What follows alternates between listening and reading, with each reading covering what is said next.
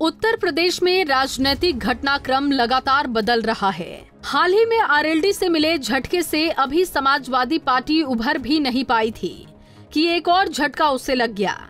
इस बार पार्टी के दिग्गज नेता स्वामी प्रसाद मौर्य ने अखिलेश यादव को जोर का झटका धीरे से दिया है। उन्होंने राष्ट्रीय महासचिव के पद से इस्तीफा देकर एक तरफ से अपनी बगावत का आगाज कर दिया है, जो लोकसभा चुनाव 2024 से पहले सपा की मुश्किलें बढ़ा सकता है। स्वामी प्रसाद मौर्य पिछड़ा वर्ग में भी पिछड़ों के बड़े नेता माने जाते हैं और यूपी की राजनीति की नब्ज को अच्छे से जानते हैं। सूबे में अपनी एक सियासी हैसियत रखते हैं। आइए सुनते हैं इस्तीफा देने के बाद स्वामी प्रसाद मौर्य ने क्या कहा। अभी तो बहरहाल मैंने महासचिव पद से इस्तीफा दिया है। अब गेंद राष्ट्रीय अध्यक्ष जी के पाले में है।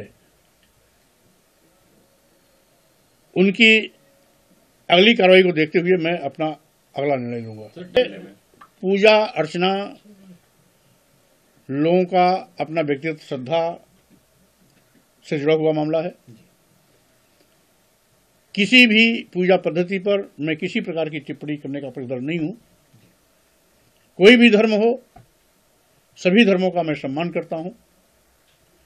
इसलिए इस इस्तीफे से और कल की पूजा से कोई संबंध नहीं है। कौन किस में श्रद्धा रखता है, कौन किस तरीके से पूजा करता है,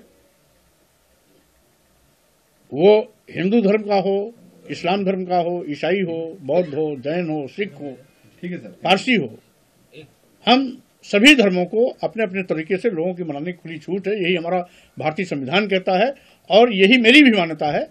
मैं किसी भी धार्मिक अनुष्ठान, पूजा पाठ पर किसी के द्वारा किए गए पर एतराज नहीं करता हूँ। Thank you sir. Swami Prasad Maurya को आपने सुना, साफ कह रहे हैं कि गेंद अब राष्ट्रीय अध्यक्ष यानी कि सपा मुखिया अखिलेश यादव के पाले में है। वो जो फैसला लेंगे उसके बाद ही उनका अगला कदम उठेगा। इससे स्वामी के बगावती तेवर साफ झलक रहे हैं। अगर सपा उनके खिलाफ कोई फैसला लेती है तो स्वामी चुप बैठने वाले नहीं हैं। वैसे भी राजनीति में उनकी बगावत के किस्से जग जाहिर हैं और इसके वो महारथी माने जाते हैं।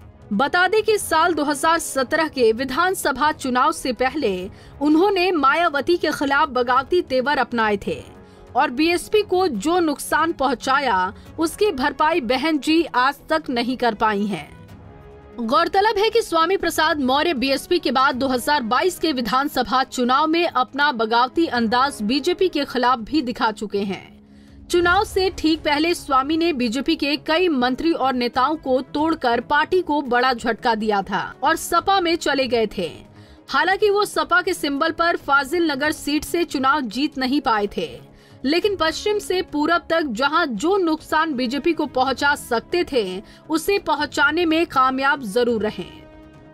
इस बार समाजवादी पार्टी और अखिलेश यादव की बारी है और स्वामी के बगावती तेवर बता रहे हैं कि इस बार लोकसभा चुनाव से पहले वो सपा को भारी पड़ सकते हैं। वैसे भी अखिलेश यादव ने इस बार राज्यसभा से ओबीसी और अल्पसंख्यक वर्ग को दूर रखा है, जिसको प्रचार में हथियार बनाकर स्वामी प्रसाद चुनाव में अखिलेश के पीडीए का पासा पलट सकते हैं। दलित, पिछड़ों और अल्पसंख्यकों के सियासी अधिकार का जिक्र वो अपने बयानों में तो करते ही रहे हैं। अपने इस्तीफे में इस नारे को स्वामी ने दोहराया है। Bureau report, Punjab Kesari TV. हमसे जुड़े रहने के लिए हमारे YouTube चैनल को सब्सक्राइब करें और नई वीडियो की नोटिफिकेशन के लिए बेल आइकॉन को दबाएं।